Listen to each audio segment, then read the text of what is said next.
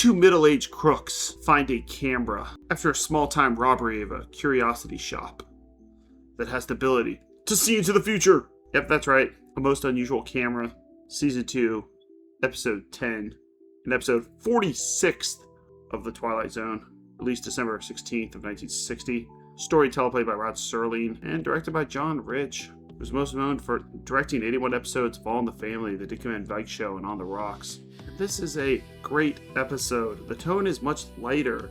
I thought for sure Rod Serling didn't even write this episode. It really doesn't seem like him. The idea is very in line with the Twilight Zone, but the characters are fun, goofy, and just a joy to behold. He is absolutely bashing and making fun of these thieves, and I'm here for it. And it shows that he can do comedy when he wants to. The main thieves are husband and wife, Chester and Paula Diedrich. As we can see here, they're maybe a little older than middle age. Chester is played by Fred Clark, who was 47 when this came out. But remember, this is the 1960s, so people who were 47 back then look like 67-year-olds now, for hair transplants and plastic surgeries. And he was Sheldrick in one of my favorite movies, Sunset Boulevard, also in the gangster flick White Heat. And let's just say these aren't the smartest criminals. They're in their late 40s, still robbing curiosity shops.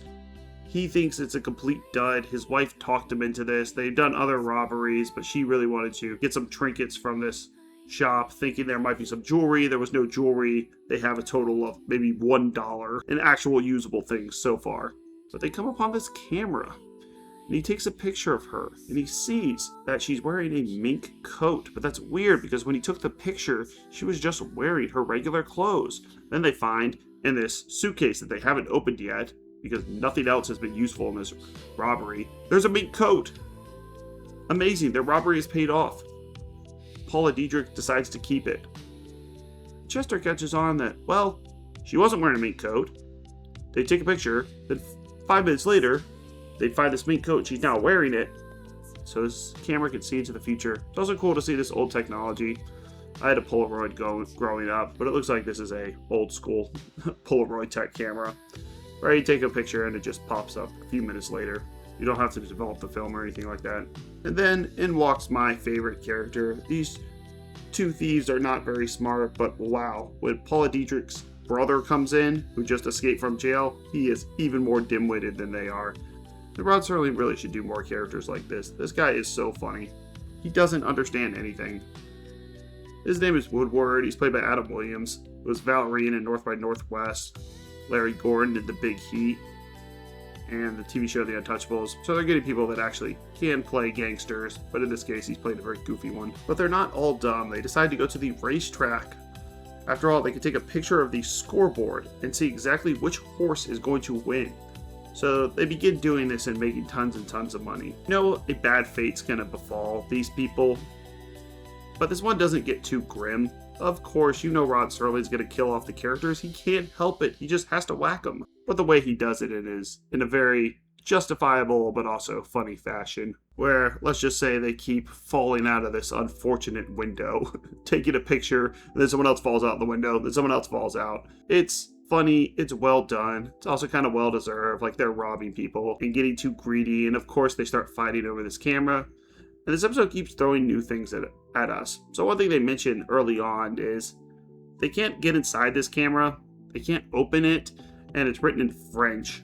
So they can't read what the actual transcription says either on the camera.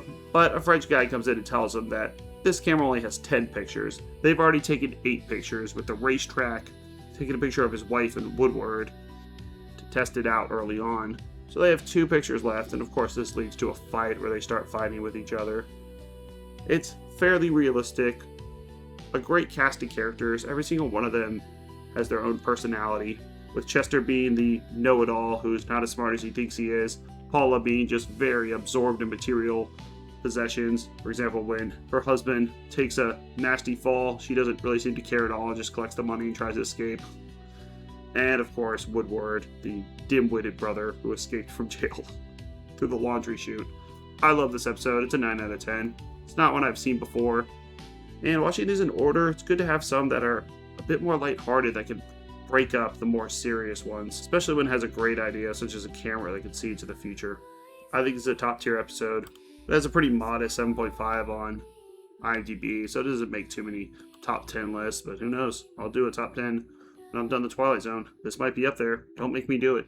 And some fun trivia. This episode did inspire the R.L. Stine Goosebumps book, Say Cheese and Die, and the sequel, Say Cheese and Die Again.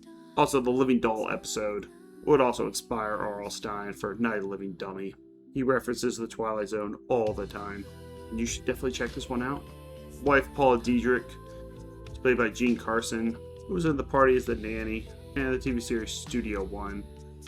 She didn't have as good of a career as the other two, but her self-absorbed nature and the fact that she just cares about money, you can't help but laugh at.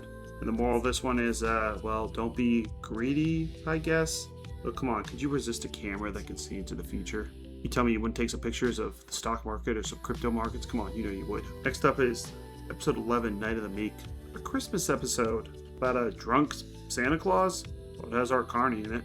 We'll be covering every single episode of The Twilight Zone. I'm going to review all of them. And I also review every single episode of Are You Afraid of the Dark, Black Mirror, and Mystery Science Theater 3000. And later this summer, I'll start Firefly. Thanks.